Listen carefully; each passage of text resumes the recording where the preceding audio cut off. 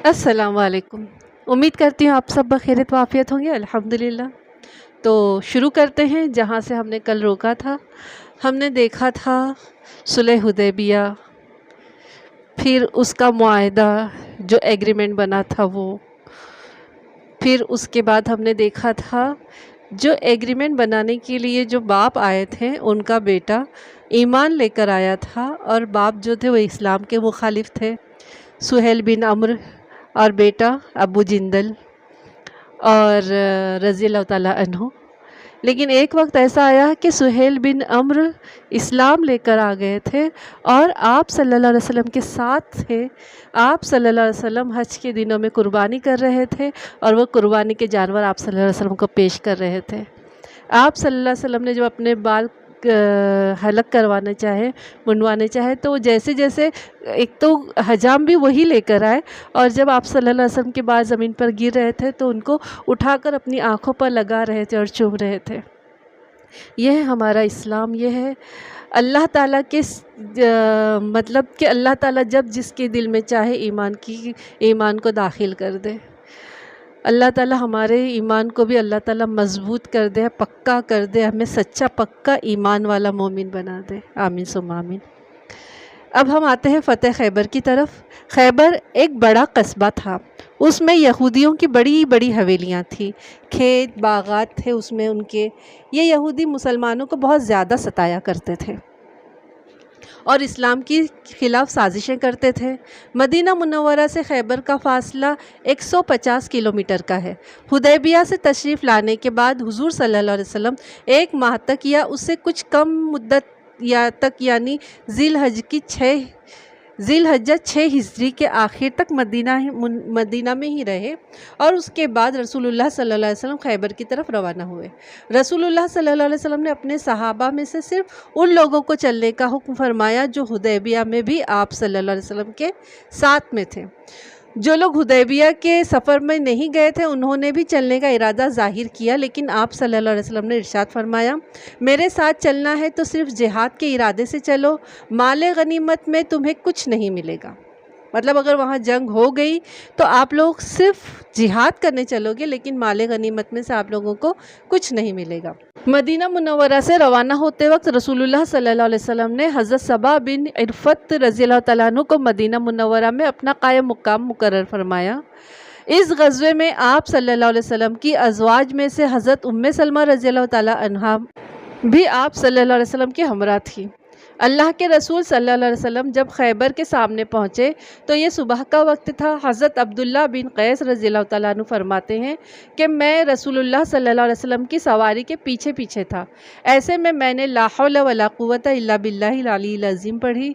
मेरे मुँह से ये कलमा सुनकर आप सल्लल्लाहु अलैहि वसल्लम ने इरशाद फरमाया, ए अब्दुल्ला, क्या मैं तुम्हें ऐसा कलमा न बता दूँ जो जन्नत के ख़ज़ानों में से हैं? मैंने अर्ज़ किया, या रसूलल्लाह, ज़रूर बताइए। आप सल्लल्लाहु अलैहि वसल्लम ने फरमाया, वो यही कलमा है जो तुमने पढ़ा है। ये जन्नत के ख़ज़ानों में से एक ख़ज़ाना है और ये कलमा अल्लाह ताला को बहुत पसंद है। खैबर के लोगों ने जब आप सल्लल्लाहु अलैहि वसल्लम को आपके लश्कर को देखा तो चीखते चिल्लाते मैदानों और खुली जगहों में निकल कर आए और पुकार उठे, मोहम्मद एक ज़बरदस्त लश्कर लेकर आ गए हैं सल्लल्लाहु अलैहि वसल्लम। यहूदियों की तादाद वहाँ तकरीबन 10,000 थी और वो ये सोच भी नहीं सकते थे कि मुसलमान उनसे मुकाबला करने के लिए निकल खड़े होंगे। जब मुसलमान जंग की तैयारी कर रहे थे तो उस वक्त भी वो हैरान होकर कह रहे थे, हैरत है, कमाल है। नबी करीम सल्लल्लाहु अलैहि वसल्लम ने यहूदियों के इन किलों में से सबसे पहले एक किला निताफ की तरफ तवज्जो फरमाई और उसका मुहासरा कर लिया। इस मुकाम पर आप सल्लल्लाहु अलैहि वसल्लम ने एक मस्जिद भी बनवाई। हुजूर अकरम सल्लल्लाहु अलैहि वसल्लम जितने दिन खैबर में रहे उसी मस्जिद में नमाज अदा करते रहे। इस जंग के मौके पर आप सल्लल्लाहु अलैहि वसल्लम ने 2 ज़रह पहन रखी थी और घोड़े पर सवार थे। रसूलुल्लाह सल्लल्लाहु अलैहि वसल्लम के घोड़े का नाम ज़ुरिब था। आप सल्लल्लाहु अलैहि वसल्लम के हाथों में नेज़ा और ढाल भी थी। आप सल्लल्लाहु अलैहि वसल्लम ने अपने एक सहाबी को परचम दिया, वो परचम उठाए आगे आगे बढ़े। उन्होंने ज़बरदस्त जंग की लेकिन नाकाम लौट आए। आप सल्लल्लाहु अलैहि वसल्लम ने परचम एक दूसरे सहाबी को दिया, वो भी नाकाम लौट आए। محمد بن مسلمہ رضی اللہ تعالیٰ عنہ کے بھائی محمد بن مسلمہ رضی اللہ تعالیٰ عنہ قلعے کی دیوار کے نیچے تک پہنچ گئے، لیکن اوپر سے مرحب نامی یہودی نے ان کے سر پر ایک پتھر دے مارا اور وہ وہیں پر شہید ہو گئے۔ کہا جاتا ہے کہ قلعے کی دیوار کے قریب انہوں نے بہت سخت جنگ کی تھی۔ جب بالکل تھک گئے تو اس قلعے کی دیوار کے سائے میں دم لینے کے لیے رکے، اسی وقت اوپر سے مرحب نے پتھر گرا دیا جس سے وہ شہید ہو گئے۔ قلعہ نطوت کے لوگ 7 دن تک برابر جنگ کرتے رہے۔ حضور اکرم صلی اللہ علیہ وسلم روزانہ محمد بن مسلم رضی اللہ تعالیٰ عنہ کو ساتھ لے کر جنگ کے لیے نکل پڑتے۔ پڑاؤ میں حضرت عثمان رضی اللہ تعالیٰ عنہ کو نگراں بناتے۔ شام کے وقت حضور صلی اللہ علیہ وسلم اسی جگہ واپس آتے، زخمی مسلمان بھی وہیں پہنچا دیے جاتے۔ رات کے وقت ایک دستہ لشکر کی نگرانی کرتا، باقی لشکر سو جاتا۔ آپ صلی اللہ علیہ وسلم بھی نگرانی کرنے والے دستے کے ساتھ گشت کے لیے نکلتے۔ کئی روز تک جب قلعہ فتح نہ ہوا تو حضور اکرم صلی اللہ علیہ وسلم نے محمد بن مسلمہ رضی اللہ عنہ سے فرمایا، آج میں پرچم اس شخص کو دوں گا جو اللہ اور اس کے رسول سے محبت کرتا ہے، اور اللہ اور اس کے رسول بھی اس سے محبت کرتے ہیں، اور وہ پیٹھ دکھانے والا نہیں ہے۔ اللہ تعالیٰ اس کے ہاتھ میں فتح عطا فرمائیں گے، اور اس طرح اللہ تعالیٰ تمہارے بھائی کے قاتل پر قابو عطا فرمائیں گے۔ صحابہ کرام نے جب یہ اعلان سنا تو ہر ایک نے چاہا کہ حضور صلی اللہ علیہ وسلم پرچم اسے دیں، مگر پھر رسول اللہ صلی اللہ علیہ وسلم نے حضرت علی رضی اللہ تعالیٰ عنہ کو طلب فرمایا۔ ان دنوں حضرت علی رضی اللہ تعالیٰ عنہ کی آنکھوں میں تکلیف تھی، چنانچہ لوگوں نے حضور اکرم صلی اللہ علیہ وسلم کو بتایا کہ انہیں آشوب چشم ہوا ہے، یعنی آنکھ دکھنے کی بیماری۔ آپ صلی اللہ علیہ وسلم نے یہ سن کر فرمایا کہ کوئی انہیں میرے پاس لے آئے۔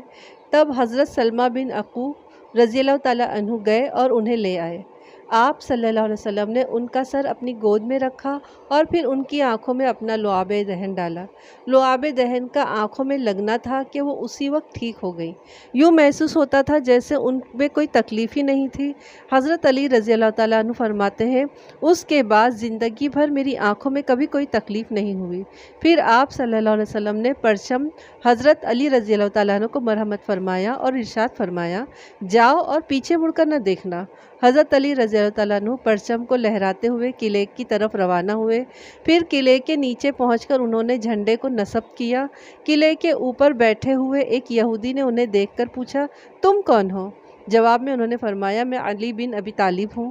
اس پر یہودی نے کہا، تم لوگوں نے بہت سر اٹھایا، حالانکہ حق وہی ہے جو موسیٰ علیہ السلام پر نازل ہوا تھا۔ پھر یہودی قلعے سے نکل کر ان کی طرف بڑھے۔ ان میں سب سے آگے حرش تھا، وہ ایک مرحب کا بھائی تھا۔ یہ شخص اپنی بہادری کے سلسلے میں بہت مشہور تھا۔ اس نے نزدیک آتے ہی حضرت علی رضی اللہ تعالیٰ عنہ پر حملہ کیا۔ حضرت علی رضی اللہ تعالیٰ عنہ نے اس کا وار روکا اور جوابی حملہ کیا۔ اس طرح دونوں کے درمیان تلوار چلتی رہی۔ آخر حضرت علی رضی اللہ تعالیٰ عنہ نے اسے خون میں نہلا دیا۔ اس کے گرتے ہی مرحب آگے آیا۔ یہ اپنے بھائی سے زیادہ بہادر اور جنگجو تھا۔ آتے ہی اس نے زبردست حملہ کیا۔ حضرت علی رضی اللہ تعالیٰ عنہ پر تلوار کا وار کیا۔ حضرت علی نے اس کی تلوار کو اپنی ڈھال پر روکا۔ حملہ اس قدر سخت تھا کہ ڈھال ان کے ہاتھ سے نکل گئی اور دور جا گری۔ مرحب اس وقت 2 زرہ پہنے ہوئے تھا، 2 تلواریں لگا رکھی تھیں اور امامے بھی 2 پہن رکھے تھے۔ ان کے اوپر خود بھی پہن رکھا تھا، یعنی لوہے کی ٹوپی۔ دیکھنے کے لیے اس خود میں یعنی لوہے کی ٹوپی میں آنکھوں کی جگہ 2 سوراخ بنے ہوئے تھے۔ اس کے ہاتھ میں نیزہ تھا، اس میں 3 پھل لگے ہوئے تھے۔ اب حضرت علی رضی اللہ تعالیٰ عنہ نے اس پر وار کیا اور ان کی تلوار اسے کاٹتی چلی گئی۔ اس طرح حضرت علی رضی اللہ تعالیٰ عنہ نے اسے قتل کر دیا۔ مرحب کے بعد اس کا بھائی یاسر آگے آیا۔ وہ آگے آ کر للکارا، کون ہے جو میرے مقابلے میں آئے گا؟ حضرت زبیر بن عوام رضی اللہ تعالیٰ عنہ مسلمانوں کی طرف سے آگے آئے اور اسے ٹھکانے لگا دیا۔ خیبر کی جنگ ہو رہی تھی کہ ایک شخص آپ صلی اللہ علیہ وسلم کی خدمت میں حاضر ہوا۔ اس کا نام اسود راعی تھا، وہ یہودی تھا۔ ایک شخص کا غلام تھا، اس کی بکریاں چراتا تھا۔ اس طرف آ گیا تھا، اس نے کہا، اے اللہ کے رسول، مجھے اسلام کے بارے میں بتائیے۔ رسول اللہ صلی اللہ علیہ وسلم نے مختصر طور پر اسلام کی خوبیاں بیان فرمائیں اور اسے اسلام قبول کرنے کی دعوت دی۔ اس نے فوراً کلمہ پڑھ لیا۔ اس کے بعد یہ اسود رائی رضی اللہ تعالیٰ عنہ تلوار لے کر مسلمانوں کے ساتھ قلعے کی طرف بڑھے اور جنگ کرتے ہوئے شہید ہو گئے۔ جب ان کی لاش آپ صلی اللہ علیہ وسلم کے سامنے لائی گئی تو آپ صلی اللہ علیہ وسلم نے فرمایا، اللہ تعالیٰ نے اس غلام کو بلند مرتبہ عطا فرمایا ہے۔ اسود رضی اللہ تعالیٰ عنہ کس قدر خوش قسمت تھے، نہ کوئی نماز پڑھی، نہ کوئی روزہ رکھا، نہ حج کیا، لیکن پھر بھی جنت حاصل کرنے میں کامیاب ہو گئے۔ آخر یہ قلعہ فتح ہو گیا۔ اس قلعے کے محاصرے کے دوران مسلمانوں کو کھانے کی تنگی ہو گئی تھی، وہ بھوک سے بے حال ہونے لگے۔ لوگوں نے اس تنگی کے بارے میں آپ صلی اللہ علیہ وسلم سے ذکر کیا۔ اس پر آپ صلی اللہ علیہ وسلم نے دعا فرمائی، اے اللہ، ان قلعوں میں سے اکثر قلعوں کو فتح کرا کے ان میں رزق اور گھی کی بہتات ہو۔ اس کے بعد حضور صلی اللہ علیہ وسلم نے حباب بن منظر کو پرچم عطا فرمایا اور لوگوں کو جنگ کے لیے جوش دلایا۔ نائم نامی قلعے میں سے جو لوگ یہودیوں میں سے جان بچا کر نکلنے میں کامیاب ہو گئے تھے، وہ وہاں سے صعب نامی قلعے میں پہنچ گئے۔ یہ فتات کے قلعوں میں سے ایک تھا۔ اس قلعے کا محاصرہ 2 دن تک جاری رہا۔ قلعے میں یہودیوں کے 500 جانباز تھے۔ محاصرے کے بعد ان میں سے ایک جنگجو نکلا اور وہ جنگجو نکل کے میدان میں آیا اور مقابلے کے لیے للکارا۔ اس جنگجو کا نام یوشع تھا۔ اس کے مقابلے کے لیے حضرت حباب بن منظر گئے اور اسے پہلے ہی وار میں قتل کرنے میں کامیاب ہو گئے۔ اس کے بعد دوسرا یہودی نکلا، اس نے بھی مقابلے کے لیے للکارا، اس کا نام دیال تھا۔ اس کے مقابلے کے لیے حضرت عمار بن عقبہ غفاری رضی اللہ تعالیٰ عنہ نکلے۔ انہوں نے ایک دم دیال کی کھوپڑی پر وار کیا اور بولے، لے سنبھال، میں غفاری ہوں۔ دیال پہلے ہی وار میں ڈھیر ہو گیا۔ اب یہودیوں نے زبردست حملہ کیا، اس کے نتیجے میں مسلمانوں کو پسپا ہونا پڑا اور وہ ادھر ادھر بکھرتے چلے گئے۔ یہودی آگے بڑھتے رہے یہاں تک کہ وہ رسول اللہ صلی اللہ علیہ وسلم کے پاس پہنچ گئے۔ نبی اکرم صلی اللہ علیہ وسلم اس وقت گھوڑے سے اتر کر نیچے کھڑے تھے۔ اس حالت میں حضرت حباب بن منظر پوری طرح ثابت قدم رہے اور جم کر لڑتے رہے۔ حضور صلی اللہ علیہ وسلم نے مسلمانوں کو پکارا اور جوش دلایا تو پلٹ کر یہودیوں پر حملہ آور ہوئے۔ انہوں نے یہودیوں پر ایک بھرپور حملہ کیا۔ حضرت حباب بن منظر نے دشمن پر زبردست یلغار کی۔ یہودی اس حملے کی تاب نہ لا سکے، تیزی سے پسپا ہوئے یہاں تک کہ اپنی حویلیوں تک پہنچ گئے۔ اندر گھستے ہی انہوں نے دروازے بند کر لیے۔ اب مسلمانوں نے یلغار کی اور یہودیوں کو قتل کرنے لگے، ساتھ میں انہیں گرفتار کرنے لگے۔ آخر قلعہ فتح ہو گیا۔ اس قلعے میں مسلمانوں کو بڑے پیمانے پر گیہوں، کھجوریں، گھی، شہد، شکر، زیتون کا تیل اور چربی ہاتھ آئی۔ یہاں سے مسلمانوں کو بہت سا جنگی سامان بھی ہاتھ لگا۔ اس میں منجنیق زرہیں، تلواریں وغیرہ شامل تھیں۔ اس قلعے سے جو یہودی جان بچا کر بھاگ نکلنے میں کامیاب ہوئے تھے، انہوں نے قلعہ نامی قلعے میں پناہ لی۔ یہ قلعہ ایک پہاڑی کی چوٹی پر تھا۔ مسلمانوں نے اس کا بھی محاصرہ کر لیا۔ ابھی محاصرے کو 3 دن ہی گزرے تھے کہ ایک یہودی حضور صلی اللہ علیہ وسلم کے پاس آیا اور بولا، اے ابو القاسم، اگر آپ میری جان بخشی کر دے تو میں آپ کو ایسی اہم خبر دوں گا کہ آپ اطمینان سے قلعہ فتح کر لیں گے، ورنہ آپ اگر اس قلعے کے 1 مہینے تک بھی محاصرہ کیے رہے تو بھی آپ کو فتح حاصل نہیں ہوگی، کیونکہ اس قلعے میں زمین دوز نہریں ہیں۔ وہ لوگ رات کو نکل کر نہروں سے ضرورت کا پانی لے آتے ہیں۔ اب اگر آپ ان کا پانی بند کر دیں تو یہ لوگ آسانی سے شکست مان لیں گے۔ نبی اکرم صلی اللہ علیہ وسلم نے اسے امان دے دی۔ اس کے بعد اس کے ساتھ ان نہروں پر تشریف لے گئے اور یہودیوں کا پانی بند کر دیا۔ اب قلعے سے باہر نکلنے پر وہ مجبور ہو گئے۔ خون ریز جنگ ہوئی اور آخرکار یہودیوں کو شکست ہوئی۔ اس طرح مسلمانوں نے فتات کے 3 حصے فتح کر لیے۔ اب وہ شق کے قلعوں کی طرف بڑھے۔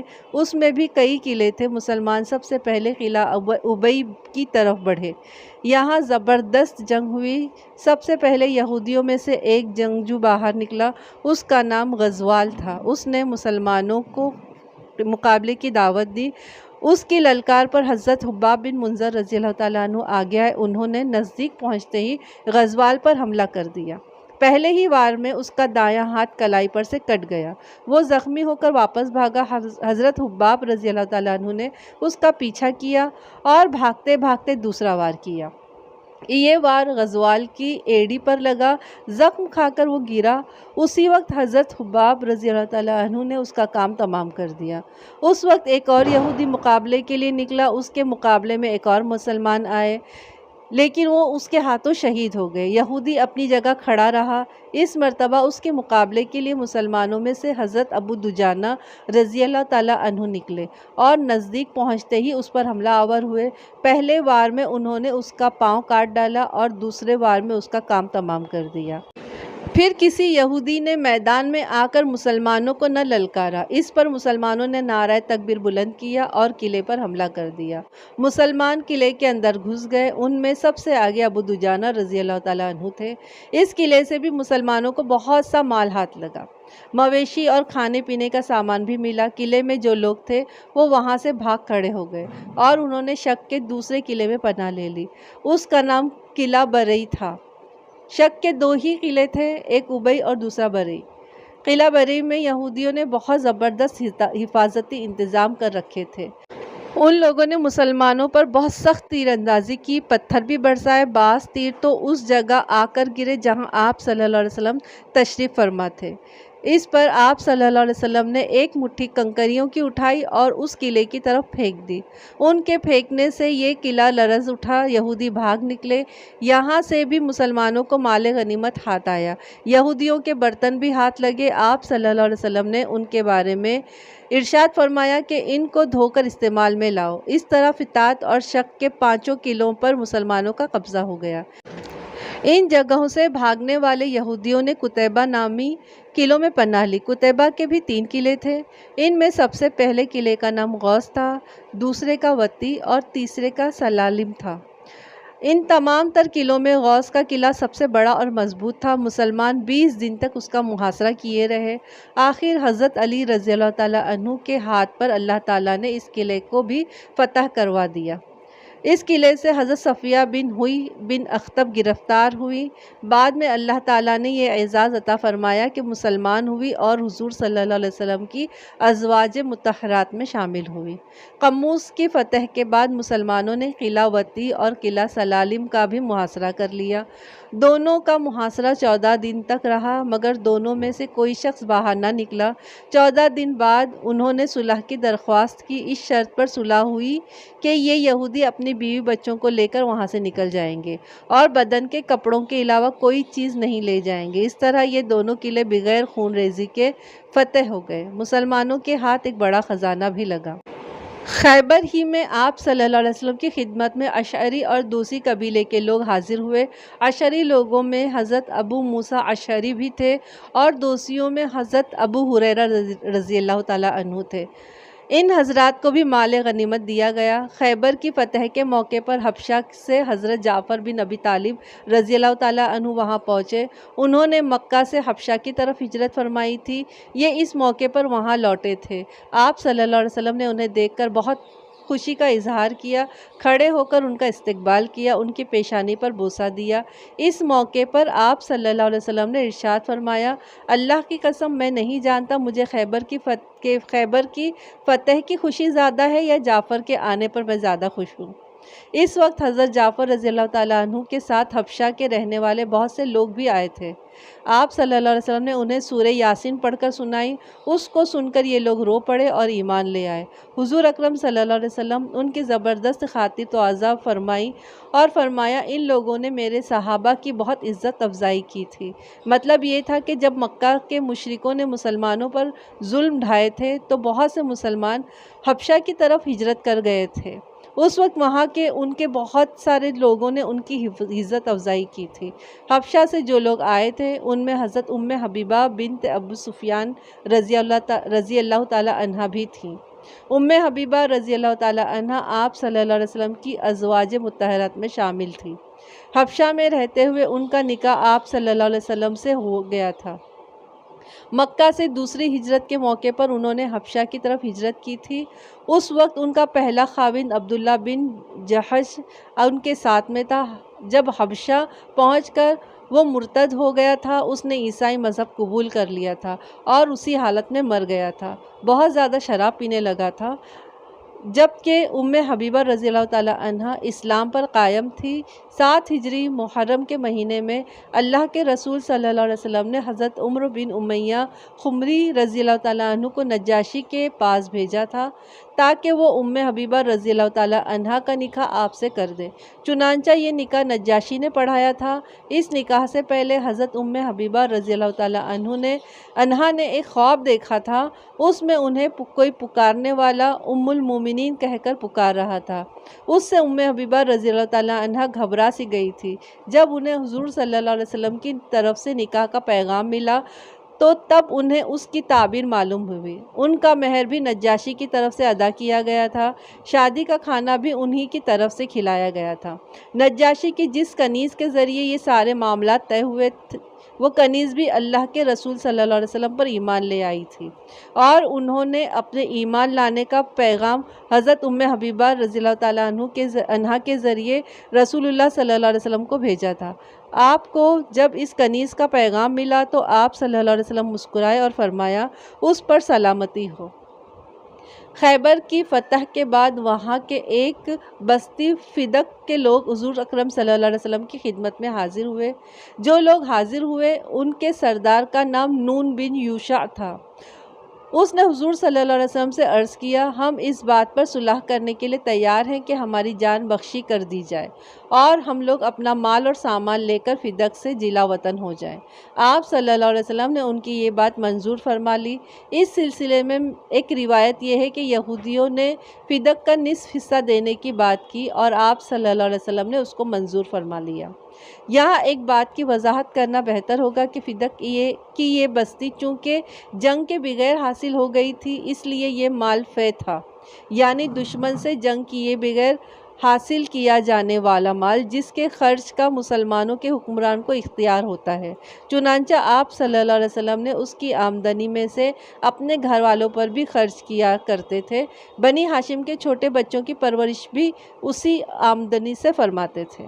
بنی ہاشم کے بیواؤں کی شادیاں بھی کرتے تھے۔ حضور صلی اللہ علیہ وسلم کی وفات کے بعد حضرت ابوبکر صدیق رضی اللہ تعالیٰ عنہ خلیفہ بنے تو حضرت فاطمہ رضی اللہ تعالیٰ عنہا نے سمجھا کہ فدق کا علاقہ حضور صلی اللہ علیہ وسلم کی ملکیت تھا، لہٰذا مجھے بھی وراثت ملنا چاہیے۔ چنانچہ انہوں نے حضرت ابوبکر صدیق رضی اللہ تعالیٰ عنہ سے درخواست کی کہ فدق کا علاقہ انہیں دے دیا جائے۔ ابوبکر رضی اللہ تعالیٰ عنہ نے انہیں مسئلہ بتایا اور فرمایا، رسول اللہ صلی اللہ علیہ وسلم نے فرمایا کہ ہم نبیوں کی میراث تقسیم نہیں ہوتی، ہم جو کچھ چھوڑ جاتے ہیں وہ مسلمانوں کے لیے صدقہ ہوتا ہے۔ حضرت فاطمہ رضی اللہ تعالیٰ عنہا مطمئن ہو گئی اور پھر دوبارہ کبھی مطالبہ نہ کیا۔ جس زمانے میں رسول اللہ صلی اللہ علیہ وسلم خیبر پہنچے تھے اس وقت کھجوریں ابھی پکی نہیں تھیں، چنانچہ کچی کھجوروں کو کھانے سے اکثر صحابہ کرام بخار میں مبتلا ہو گئے۔ انہوں نے اپنی پریشانی حضور اکرم صلی اللہ علیہ وسلم سے بیان کی۔ آپ صلی اللہ علیہ وسلم نے ان سے فرمایا، گھڑوں میں پانی بھر لو اور ٹھنڈا کر لو، فجر کے وقت اللہ کا نام پڑھ کر اس پانی کو اپنے اوپر ڈالو۔ صحابہ نے اس ہدایت پر عمل کیا تو ان کا بخار جاتا رہا۔ خیبر کی جنگ میں سلمہ بن عقو رضی اللہ تعالیٰ عنہ زخمی ہو گئے تو حضور اکرم صلی اللہ علیہ وسلم کی خدمت میں حاضر ہوئے۔ حضور صلی اللہ علیہ وسلم نے 3 مرتبہ ان کے زخموں پر دم کیا، انہیں اسی وقت آرام آ گیا۔ اس غزوے میں ایک اور واقعہ پیش آیا کہ نبی کریم صلی اللہ علیہ وسلم کو قضائے حاجت کے لیے جانا تھا۔ آپ صلی اللہ علیہ وسلم نے عبداللہ ابن مسعود رضی اللہ تعالیٰ عنہ سے فرمایا کہ دیکھو کوئی اونٹ کی جگہ نظر آ رہی ہے یا نہیں۔ حضرت عبداللہ ابن مسعود رضی اللہ تعالیٰ عنہ نے چاروں طرف دیکھا، کوئی اونٹ کی جگہ نظر نہ آئی، البتہ انہیں ایک اکیلا درخت نظر آیا۔ انہوں نے بتایا کہ صرف ایک درخت نظر آ رہا ہے۔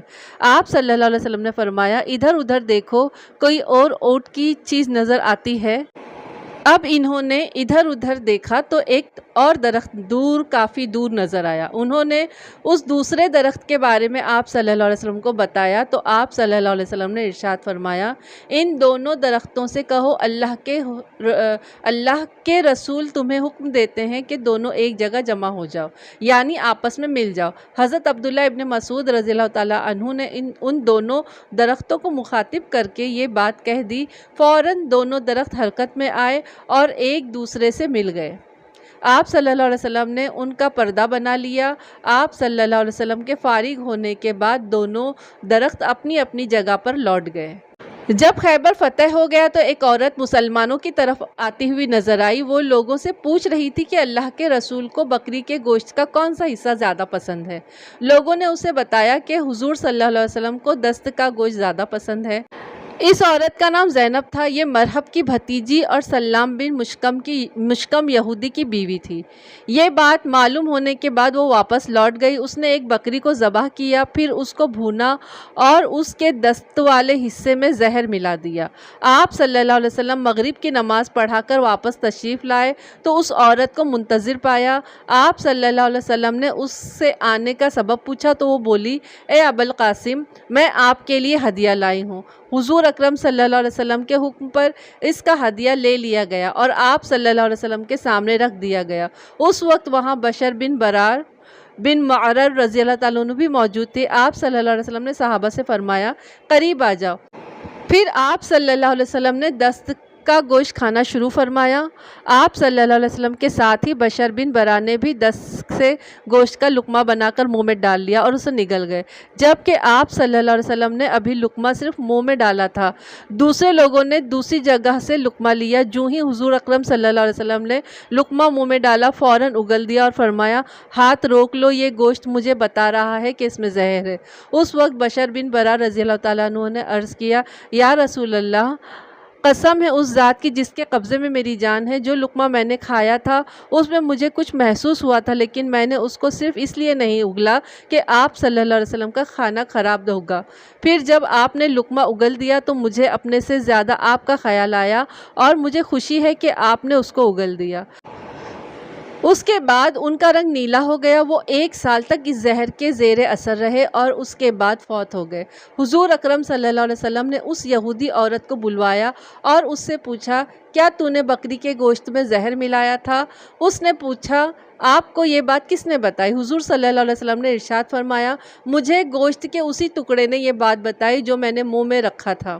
اس نے اقرار کیا، ہاں میں نے زہر ملایا تھا۔ تب آپ صلی اللہ علیہ وسلم نے اس سے پوچھا، تو نے ایسا کیوں کیا؟ جواب میں اس نے کہا، آپ لوگوں نے خیبر کی جنگ میں میرے باپ بھائی کو قتل کر دیا، میرے شوہر کو قتل کیا اور میری قوم تباہ ہو گئی، تو میں نے اسی لیے سوچا کہ اگر آپ صرف ایک بادشاہ ہیں تو اس زہر کے ذریعے ہمیں آپ سے نجات مل جائے گی، اور اگر آپ نبی ہیں تو آپ کو اس زہر سے پہلے ہی خبر ہو جائے گی۔ اس کا جواب سن کر آپ صلی اللہ علیہ وسلم نے اسے معاف فرما دیا، کیونکہ آپ اپنی ذات کے لیے کسی سے بدلہ نہیں لیتے تھے، البتہ مسلمانوں کو کوئی نقصان پہنچاتا تو اس سے بدلہ لے لیتے تھے۔ جہاں تک تعلق ہے بشر بن برا رضی اللہ تعالیٰ عنہ کا، تو وہ اسی وقت فوت نہیں ہوئے تھے، لیکن بعد میں زہر سے ان کی موت واقع ہو گئی تھی، تو اس وقت آپ صلی اللہ علیہ وسلم نے اس عورت زینب کو بدلے کے لیے قتل کرا دیا تھا۔ کہا جاتا ہے کہ حضور صلی اللہ علیہ وسلم نے وفات کے وقت اس زہر کا اثر محسوس کیا تھا اور فرمایا تھا، اس زہر کے اثر سے میری رگیں کٹ رہی ہیں۔ غرض خیبر کی جنگ کے بعد حضور اکرم صلی اللہ علیہ وسلم نے اس غزوے کا مال غنیمت تقسیم فرمایا۔ خیبر کی جنگ کے بعد حضرت خالد بن ولید، حضرت عمرو بن عاص اور حضرت عثمان بن طلحہ رضی اللہ تعالیٰ عنہ کے ایمان لانے کا واقعہ پیش آیا ہے۔ اس کے بارے میں خود حضرت خالد بن ولید فرماتے ہیں، جب اللہ تعالیٰ نے مجھے عزت اور خیر عطا فرمانے کا ارادہ فرمایا تو اچانک میرے دل میں اسلام کی تڑپ پیدا فرما دی اور مجھے ہدایت کا راستہ نظر آنے لگا۔ اس وقت میں نے اپنے دل میں سوچا کہ میں ہر موقع پر محمد صلی اللہ علیہ وسلم کے مقابلے اور مخالفت میں سامنے آیا اور ہر بار ہی مجھے ناکامی کا منہ دیکھنا پڑا۔ ہمیشہ ہی مجھے یہ احساس ہوا کہ میں غلطی پر ہوں۔ محمد صلی اللہ علیہ وسلم کا بول بالا ہو رہا ہے۔ پھر جب محمد صلی اللہ علیہ وسلم عمرے کے لیے مکہ میں تشریف لائے تو میں مکہ سے غائب ہو گیا تاکہ آپ صلی اللہ علیہ وسلم کے مکہ میں داخلے کا منظر نہ دیکھ سکوں۔ میرا بھائی ولید بن ولید آپ صلی اللہ علیہ وسلم کے ساتھ تھا۔ وہ مجھ سے بہت پہلے ہی مسلمان ہو چکا تھا۔ اس نے مکہ پہنچ کر مجھے تلاش کرایا، مگر میں وہاں تھا ہی نہیں۔ آخر اس نے میرے نام خط لکھا۔ اس خط کے الفاظ یہ تھے، میرے لیے سب سے زیادہ حیرت کی بات یہی ہے کہ تم جیسا آدمی آج تک اسلام سے دور بھاگتا پھر رہا ہے۔ تمہاری کم عقلی پر تعجب ہے۔ رسول اللہ صلی اللہ علیہ وسلم نے تمہارے بارے میں مجھ سے پوچھا تھا کہ خالد کہاں ہے؟ میں نے عرض کیا، یا رسول اللہ، بہت جلد اسے آپ تک لے آؤں گا۔ उस पर रसूलुल्लाह सल्लल्लाहु अलैहि वसल्लम ने इरशाद फरमाया, इस जैसा शख्स इस्लाम से बेखबर नहीं रह सकता। अगर वो अपनी सलाहियतों और तवानाइयों को मुसलमान के साथ मिलकर मुशरिकों के ख़िलाफ़ इस्तेमाल करे तो उनके लिए खैर ही खैर है, और हम दूसरों के मुकाबले में उन्हें हाथों हाथ लेंगे। इसलिए मेरे भाई, अब भी मौका है कि जो कुछ तुम खो चुके हो उसे पा लो। तुम बड़े अच्छे अच्छे मौके खो चुके हो। हज़रत खालिद बिन वलीद रज़ियल्लाहु ताला अन्हु कहते हैं कि जब मुझे अपने भाई का ये ख़त मिला तो मुझ में जानने की उमंग पैदा हुई। दिल में इस्लाम की तरफ से मोहब्बत ने घर कर लिया। साथ ही आप सल्लल्लाहु अलैहि वसल्लम ने मेरे बारे में जो कुछ फरमाया था उससे मुझे बहुत ज़्यादा खुशी हुई थी। फिर रात को मैंने एक अजीब ख्वाब देखा। हज़रत खालिद बिन वलीद फरमाते हैं कि मैंने ख्वाब में देखा कि मैं इंतहाई तंग और खुश्क इलाके में हूँ, लेकिन फिर भी अचानक वहाँ से निकलकर एक निहायत सरसब, शादाब और बहुत बड़े इलाके में पहुँच गया हूँ। उसके बाद जब हमने मदीना मुनव्वरा की तरफ रवाना होने का फ़ैसला किया तो मुझे सफ़वान मिले। मैंने उनसे कहा, सफ़वान, तुम देख रहे हो कि मोहम्मद सल्लल्लाहु अलैहि वसल्लम अरब व अजम में छाते जा रहे हैं, इसलिए क्यों ना हम भी उनके पास पहुँचकर उनकी अताअत कबूल कर लें, क्योंकि हकीकत में उनकी सरबुलंदी खुद हमारी ही सरबुलंदी होगी। इस पर सफ़वान ने कहा, मेरे अलावा अगर सारी दुनिया भी उनकी अताअत कबूल कर ले, मैं फिर भी नहीं करूँगा। उसका जवाब सुनकर मैंने सोचा, उसका बाप और भाई जंग बदर में मारे गए हैं, लिहाजा उससे उम्मीद रखना फजूल है। चुनांचा उससे मायूस होकर मैं अबू जहल के बेटे अक्रमा के पास गया और उससे भी वही बात कही जो सफ़वान से कही थी, मगर उसने भी वही जवाब दिया। मैंने कहा, अच्छा खैर, लेकिन तुम मेरी बात को राज रखना। जवाब में अक्रमा ने कहा, ठीक है, मैं किसी से जिक्र नहीं करूँगा। उसके बाद मैं हज़रत उस्मान बिन तलहा से मिला। ये मेरा दोस्त था। उसके भी बाप और भाई ग़ज़वा बदर में मारे जा चुके थे, लेकिन मैंने उसके दिल की बात कह दी। उसने फ़ौरन मेरी बात मान ली। हमने मदीना जाने का वक्त, दिन और जगह तय कर ली। हम दोनों मदीना मुनव्वरा की तरफ रवाना हुए।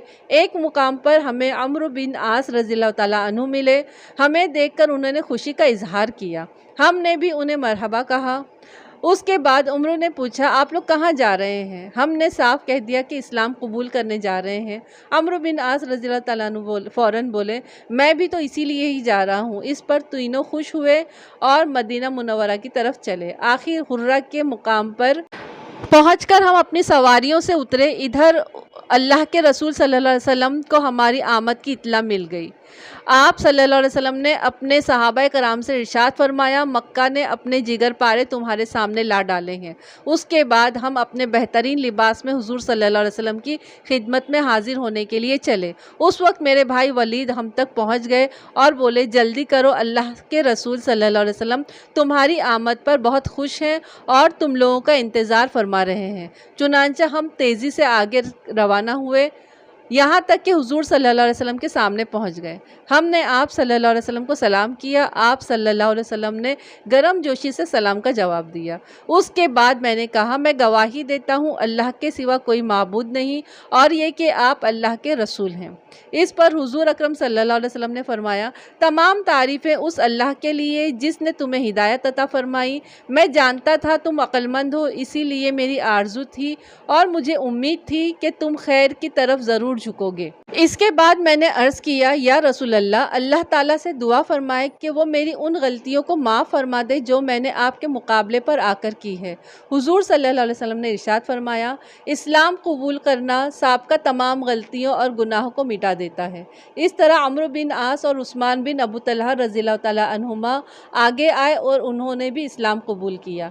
यहाँ ये बात जहन में रहे कि अम्र बिन आस ने दरअसल उससे पहले शाह हबशा नज्जाशी के हाथ पर इस्लाम कबूल कर लिया था। इस तरह ये ताबई के हाथ पर एक सहाबी ने इस्लाम कबूल किया, क्योंकि नज्जाशी सहाबी नहीं थे, उन्होंने हुजूर अक़दस सल्लल्लाहु अलैहि वसल्लम को देखा नहीं था, लेकिन ताबई वो इसलिए है कि उन्होंने सहाबाए कराम को देखा था। हज़रत खालिद बिन वलीद के मुसलमान होने के बाद हुजूर अकरम सल्लल्लाहु अलैहि वसल्लम ने उन्हें हमेशा घुड़सवार दस्ते का अमीर बनाए रखा। ये थी तफसील इन तीनों हज़रात के ईमान लाने की। हज़रत अम्र बिन आस भी बेहतरीन जंगी सलाहियतों के मालिक थे। वो ख़ुद फरमाते हैं कि अल्लाह की कसम, हमारे मुसलमान होने के बाद अल्लाह के रसूल ने जंगी मामलात में मेरे और खालिद بن ولید کے برابر کسی کو نہیں سمجھا۔ پھر حضرت ابوبکر کی خلافت کے دوران میں بھی ہمارا یہی درجہ رہا۔ صلح حدیبیہ میں طے پایا تھا کہ مسلمان اس سال تو عمرہ کے بغیر لوٹ جائیں، البتہ انہیں آئندہ سال عمرہ کی اجازت ہوگی۔ اس معاہدے کی روح سے آپ صلی اللہ علیہ وسلم نے عمرہ قضا کی نیت کر کے مدینہ منورہ روانہ ہوئے۔ اس موقع پر آپ صلی اللہ علیہ وسلم کے ساتھ 2000 صحابہ تھے۔ روانہ ہوتے وقت حضور صلی اللہ علیہ وسلم نے اعلان فرمایا تھا کہ جو لوگ صلح حدیبیہ کے موقع پر موجود تھے ان سب کا ساتھ چلنا ضروری ہے۔ چنانچہ وہ سبھی صحابہ ساتھ روانہ ہوئے۔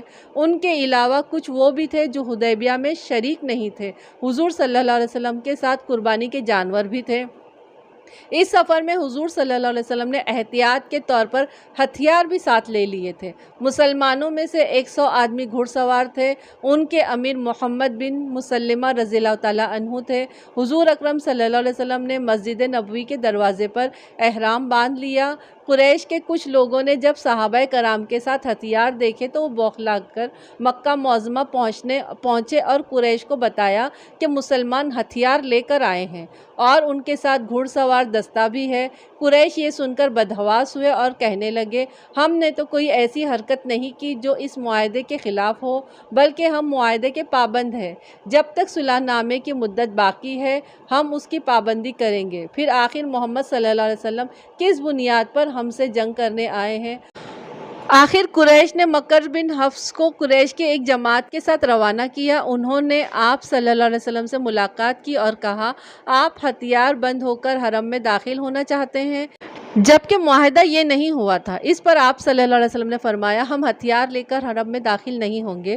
معاہدے کے تحت صرف میانوں میں رکھی ہوئی تلواریں ہمارے ساتھ ہوں گی، باقی تمام ہتھیار ہم باہر چھوڑ کر جائیں گے۔ مکرز نے آپ صلی اللہ علیہ وسلم کی بات سن کر اطمینان کا اظہار کیا اور قریش کو جا کر اطمینان دلایا۔ جب حضور اکرم صلی اللہ علیہ وسلم مکہ معظمہ میں داخلے کا وقت آیا تو قریش کے بڑے بڑے سردار مکہ معظمہ سے نکل کر کہیں چلے گئے۔ ان لوگوں کو حضور صلی اللہ علیہ وسلم سے بغض تھا، دشمنی تھی۔ وہ مکہ معظمہ میں حضور اقدس صلی اللہ علیہ وسلم کو برداشت نہیں کر سکتے تھے، اس لیے نکل گئے۔ آخر آپ صلی اللہ علیہ وسلم اور صحابہ کرام مکہ معظمہ میں داخل ہوئے۔ حضور اقدس صلی اللہ علیہ وسلم اس وقت اپنی اونٹنی قصوہ پر سوار تھے۔ صحابہ کرام آپ صلی اللہ علیہ وسلم کے دائیں بائیں تلوار لیے چل رہے تھے اور سب لبیک اللہم لبیک پڑھ رہے تھے۔ روانہ ہونے سے پہلے باقی ہتھیار آپ صلی اللہ علیہ وسلم نے ایک جگہ محفوظ کرا دیے تھے۔ وہ جگہ حرم سے قریب ہی تھی۔ مسلمانوں کی ایک جماعت کو ان ہتھیاروں کی نگرانی کے لیے مقرر کیا گیا تھا۔ مکہ کے مشرکوں نے مسلمانوں کو بہت مدت بعد دیکھا تھا۔ وہ انہیں کمزور سے لگے تو آپس میں کہنے لگے، یثرب کے بخار نے مہاجرین کو کمزور کر دیا ہے۔ یہ بات آپ صلی اللہ علیہ وسلم تک پہنچی تو حکم فرمایا، اللہ تعالیٰ اس شخص پر رحمت فرمائے گا جو ان مشرکوں کو اپنی جسمانی طاقت دکھائے گا۔ اس بنیاد پر آپ صلی اللہ علیہ وسلم نے صحابہ کرام کو حکم دیا کہ طواف کے پہلے 3 چکروں میں رمل کریں، یعنی اکڑ کر چلیں اور سینہ تان کر چلیں اور مشرکین کو دکھا دیں کہ ہم پوری طرح طاقتور ہیں۔ اس کے بعد جب مسلمانوں نے رمل شروع کیا تو مکہ کے دوسرے مشرکوں نے ان مشرکوں سے جنہوں نے مسلمانوں کو کمزور بتایا تھا کہا، تم تو کہہ رہے تھے کہ انہیں یثرب کے بخار نے کمزور کر دیا ہے، حالانکہ یہ تو پوری طرح طاقتور نظر آ رہے ہیں۔ اس وقت آپ صلی اللہ علیہ وسلم نے اپنی چادر اس طرح اپنے اوپر ڈال رکھی تھی کہ دایاں کندھا کھلا ہوا تھا اور اس کا پلو بائیں کاندھے پر تھا۔ چنانچہ تمام صحابہ کرام نے بھی ایسے ہی کر لیا۔ اس طرح چادر لینے کو استباء کہتے ہیں اور اکڑ کر چلنے کو رمل کہتے ہیں۔ یہ اسلام میں پہلا استباء تھا اور پہلا رمل تھا۔ اب حج کرنے والے ہوں یا عمرہ کرنے والے، انہیں یہ دونوں کام کرنے ہوتے ہیں۔ نبی کریم صلی اللہ علیہ وسلم معاہدے کے مطابق 3 دن تک مکہ معظمہ میں ٹھہرے رہے۔ 3 دن پورے ہونے پر آپ صلی اللہ علیہ وسلم مکہ معظمہ سے باہر نکل آئے۔ اس دوران آپ صلی اللہ علیہ وسلم نے حضرت میمونہ بنت حارث سے نکاح فرمایا۔ ان کا پہلا نام برہ تھا، حضور اکرم صلی اللہ علیہ وسلم نے تبدیل کر کے میمونہ رکھا۔ عمرے سے فارغ ہو کر حضور صلی اللہ علیہ وسلم مدینہ پہنچے تو ایک سنگین واقعہ پیش آ گیا۔ آپ صلی اللہ علیہ وسلم نے ایک خط روم کے بادشاہ ہرقل کے نام بھیجا تھا۔ یہ خط حضرت حارث بن عمیر ازدی رضی اللہ تعالیٰ عنہ لے کر روانہ ہوئے تھے۔ موتا کے مقام پر پہنچے تو شرجیل سرخ بیل غسانین نے انہیں روک لیا۔ یہ شرجیل قیصر روم کی طرف سے شام کے اس علاقے کا بادشاہ تھا۔ شرجیل نے حضرت حارث بن عمیر سے پوچھا، تم کہاں جا رہے ہو؟ کیا تم محمد صلی اللہ علیہ وسلم کے قاصدوں میں سے ہو؟ جواب میں انہوں نے کہا، ہاں میں محمد صلی اللہ علیہ وسلم کا قاصد ہوں۔ یہ سنتے ہی شرجیل نے انہیں رسیوں سے بندھوا دیا اور پھر انہیں قتل کر دیا۔ آپ صلی اللہ علیہ وسلم کے قاصدوں میں سے یہ پہلے قاصد ہیں جنہیں شہید کیا گیا تھا۔ اللہ کے رسول صلی اللہ علیہ وسلم کو اس واقعے سے بہت رنج ہوا۔ آپ صلی اللہ علیہ وسلم نے فوراً صحابہ کرام کا ایک لشکر تیار کیا۔ ان کی تعداد 3000 تھی۔ حضور صلی اللہ علیہ وسلم نے ان لوگوں کو شاہ روم سے جنگ کرنے کا حکم فرمایا اور اس لشکر کا سپہ سالار حضرت زید بن حارثہ کو مقرر فرمایا۔ جب یہ لشکر کوچ کرنے کے لیے تیار ہو گیا تو حضور اقدس صلی اللہ علیہ وسلم نے فرمایا، اگر زید بن حارثہ شہید ہو جائیں تو ان کی جگہ جعفر ابن ابی طالب لشکر کے امیر ہوں گے۔ اگر جعفر بن ابی طالب شہید ہو جائیں تو عبداللہ بن رواحہ ان کی جگہ لیں گے، اور اگر عبداللہ بن رواحہ شہید ہو جائیں تو پھر مسلمان جس پر راضی ہوں اسے اپنا امیر بنا لے۔ جب آپ صلی اللہ علیہ وسلم نے یہ ہدایت فرمائی، اس وقت ایک یہودی شخص بھی وہاں موجود تھا اور یہ سب سن رہا تھا۔ اس نے کہا، اگر یہ واقعی نبی ہیں تو میں قسم کھا کر کہتا ہوں جن لوگوں کے نام انہوں نے لیے ہیں وہ سب شہید ہو جائیں گے۔ یہ بات حضرت زید بن حارثہ نے سن لی تو بولے، میں گواہی دیتا ہوں کہ آپ صلی اللہ علیہ وسلم سچے نبی ہیں۔ آپ صلی اللہ علیہ وسلم نے ایک سفید رنگ کا پرچم تیار کیا اور زید بن حارثہ کو دے دیا، جس پر آپ صلی اللہ علیہ وسلم نے مجاہدین کو نصیحت فرمائی۔ جہاں حارث بن عمیر کو قتل کیا گیا، جب تم وہاں پہنچو تو پہلے ان لوگوں کو اسلام کی دعوت دینا، اور وہ دعوت قبول کر لے تو ٹھیک، ورنہ اللہ تعالیٰ سے ان کے مقابلے میں مدد مانگنا اور ان سے جنگ کرنا۔ لشکر کو روانہ کرتے وقت مسلمانوں نے کہا، اللہ تمہارا ساتھی ہو، تمہاری مدد فرمائے اور تم لوگوں کو خیر اور خوشی کے ساتھ ہمارے درمیان واپس لائے۔ جب یہ لشکر روانہ ہوا تو آپ صلی اللہ علیہ وسلم سنیت الوداع کے مقام تک انہیں رخصت کرنے کے لیے ساتھ چلے۔ وہاں پہنچ کر انہیں نصیحت کی، میں تمہیں اللہ سے ڈرتے رہنے کی نصیحت کرتا ہوں۔ تمہارے ساتھ جو مسلمان ہیں ان سب کے لیے عافیت مانگتا ہوں۔ اللہ کا نام لے کر آگے بڑھو، اللہ کے اور اپنے دشمنوں سے شام کی سرزمین میں جا کر جنگ کرو۔ وہاں تمہیں عبادت گاہوں اور خانقاہوں میں رہنے والے ایسے لوگ ملیں گے جو دنیا سے کٹ گئے ہیں، ان سے نہ الجھنا، کسی عورت کسی بچے پر تلوار مت اٹھانا، نہ درختوں کو کاٹنا، نہ عمارتوں کو مسمار کرنا۔ عام مسلمانوں نے بھی انہیں رخصت کرتے ہوئے کہا، اللہ تمہاری حفاظت فرمائے اور تمہیں مال غنیمت کے ساتھ واپس لائے۔ ان دعاؤں کے ساتھ لشکر روانہ ہوا اور شام کی سرزمین میں پہنچ کر پڑاؤ ڈالا۔ اس وقت صحابہ کرام رضی اللہ عنہم کو معلوم ہوا کہ روم کا بادشاہ شہنشاہ ہرقل 2 لاکھ فوج کے ساتھ ان کے مقابلے کے لیے تیار ہے۔ اس کے علاوہ عرب کے نصرانی قبائل بھی چاروں طرف سے آ کر ہرقل کی فوج میں شامل ہو گئے ہیں اور ان کی تعداد بھی 1 لاکھ کے قریب ہے۔ اس طرح لشکر کی تعداد جو تھی 3 لاکھ تک پہنچ چکی تھی۔ ان کے پاس بے شمار گھوڑے، ہتھیار، ساز و سامان بھی تھے۔ اس کے مقابلے میں مسلمانوں کی کل تعداد صرف 3000 تھی اور ان کے پاس ساز و سامان بھی برائے نام تھا۔ یہ تفصیلات معلوم ہونے پر اسلامی لشکر وہیں رک گیا۔ 2 رات تک انہوں نے وہاں قیام کیا اور آپس میں مشورہ کیا، کیونکہ اتنی بڑی تعداد والے دشمن سے صرف 3000 آدمیوں کے مقابلہ کرنے کے بارے میں سوچا بھی نہیں جا سکتا تھا۔ قدرتی بات ہے کہ صحابہ کرام رضوان علیہم اجمعین یہ سن کر پریشان ہوئے تھے۔ کسی نے مشورہ دیا، ہمیں چاہیے کہ یہاں رک کر رسول اللہ صلی اللہ علیہ وسلم کو اطلاع دیں تاکہ ہمیں کمک بھیجیں یا واپسی کا حکم فرمائیں۔